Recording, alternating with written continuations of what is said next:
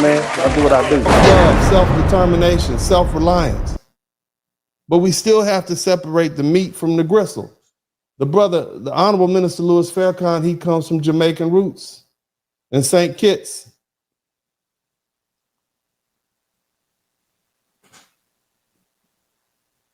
He spent many of his years telling us about how wicked America was and how irredeemable it was. And as I look back, I noticed that in his rhetoric, his loyalty was to a Black global vision, not foundational Black American cultural survival. I'm just saying. I'm just saying.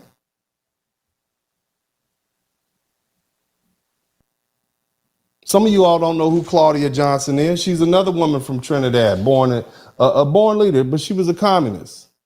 And she was deported during the McCarthyism era. And her views were so hostile to American values that she ended up in the UK, where she founded one of the first major Caribbean publications. Here's another one. Do we know who Barack Obama was? We thought he was Black like us. But he was raised outside of the continental United States.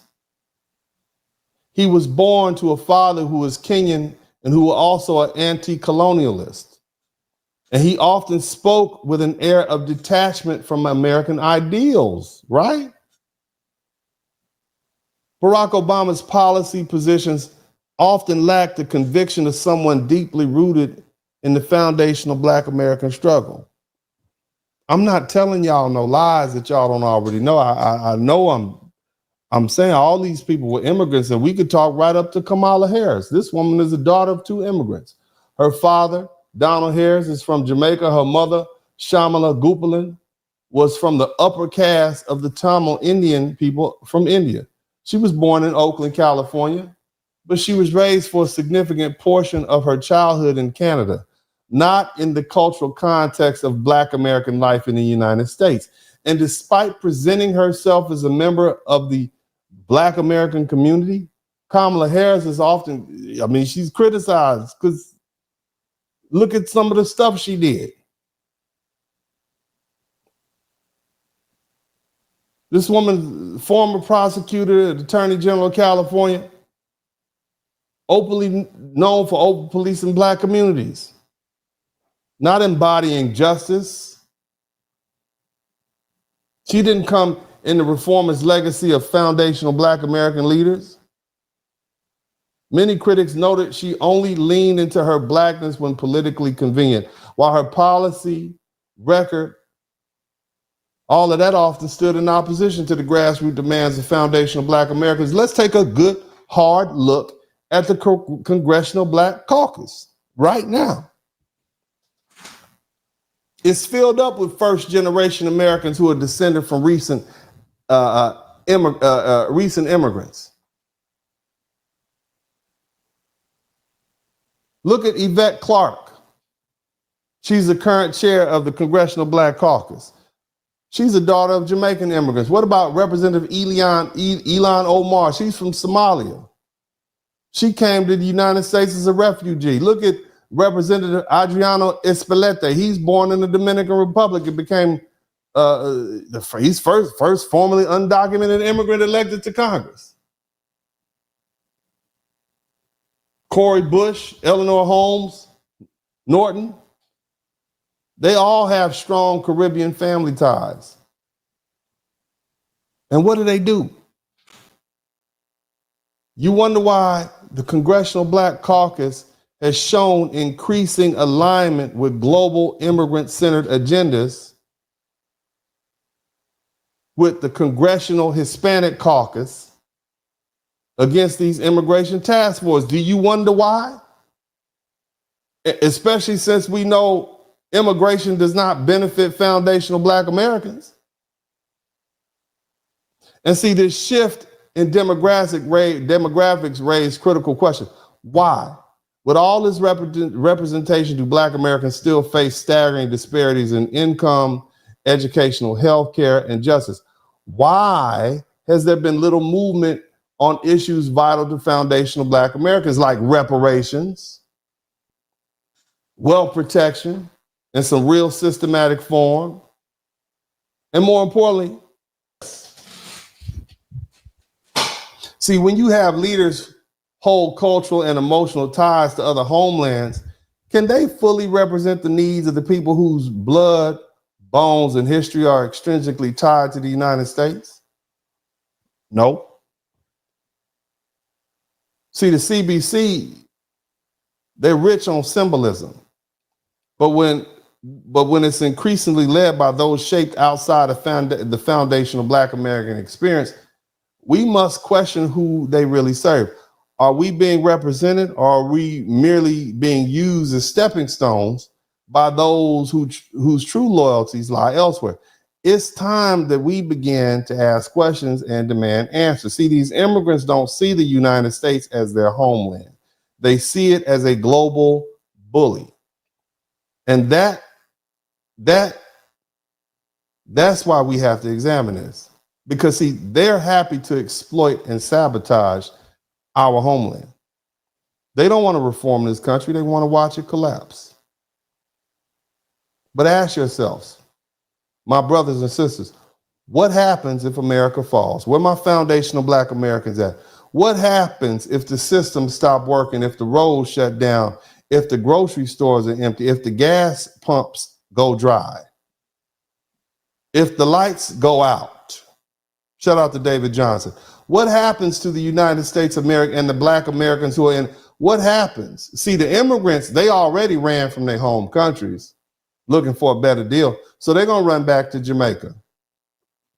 And as bad as Haiti is, if America collapses, they're going to run back to Haiti. They're going to run back to Nigeria. The Latinos, the Mexicans, they're going to run back to Mexico, back to El Salvador, back to Ghana. But what about us? See, this is the difference. See, our wise leaders, our wise foundational Black American leaders, they were builders, not destroyers. Dr. Martin Luther King Jr., let's talk about it. They got you convinced that he was a sellout, don't they?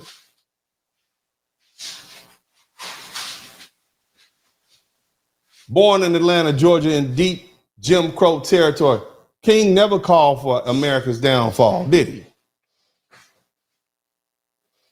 Instead, he appealed to the conscience and the Constitution. In his 1963 I Have a Dream speech, Brother Dr. King said, "I still have a dream. It is a dream deeply rooted in the American dream. We hold these truths to be self-evident that all men are created equal." He didn't reject America. He wanted it to fulfill its own promises. Even in the letter from the Birmingham jail, King wrote, "The goal of America is freedom. Abused and scorned though we may be, our destiny is tied up with America's destiny." Did you hear that, wisdom? King saw hope in America, not perfection, but potential. But he never wanted to see our country destroyed. Do you hear me? Third Marshal, the first Black U.S. court justice, shout out to DT, for whom none of y'all would have any rights but for his brilliance. Because, see, it was lawyers fighting court cases to get our rights. He was so good, they said, we got to bring him up. These white folks said, we got to get him on our side because he is winning all these rights. They're going to have more rights than us. So they had to put him as a Supreme Court justice. They literally they literally drafted him to their side, or at least made him neutral. This is what I need you to understand.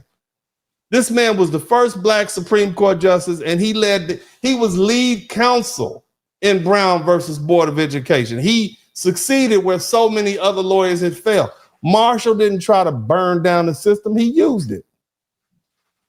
He fought within the legal framework of America to correct its injustices. He famously said, "The basis of the Constitution is respect for the individual. If we destroy the Constitution, we destroy the foundation of our country." His faith in law, his his mission to reshape it in the name of fairness epitomizes constructive patriotism. These are foundational Black Americans. What's up, what's up, what's up? Welcome to the broadcast. This is Uncle D. People wash their ass in the tub, Kamala Harris. You were tuned in to Uncle D. This Black man talk. Pull up, homie, take a seat. Don't be a shadow watcher every day. You learn something, then you earn something. Let them know and drop some money in the plate. It's getting cold, ladies, talking ratchet. There's a king here, grab your coat, zip your jacket. Keep quiet for a second, close your jaw. Attorney Spurling, this ain't pearly, know the law. Talking Constitution, pushing pins when he shooting, give him that.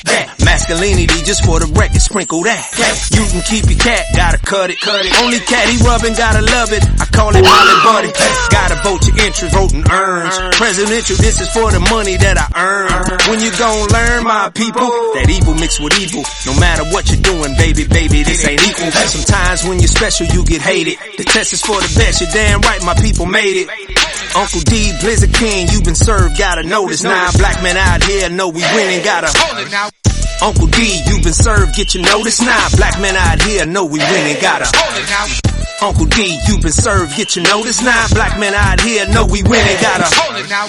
Uncle D, you been served, get your notice. Now black men out here know we winning, gotta hold it now. Hey man, I'll do what I do. Somebody need to whip your ass. Get up and whip him, Sweets. Hey, don't be putting the money in my hand all rough. Take your ass out here. You buy you a Flowbee and cut your own damn hair from now on.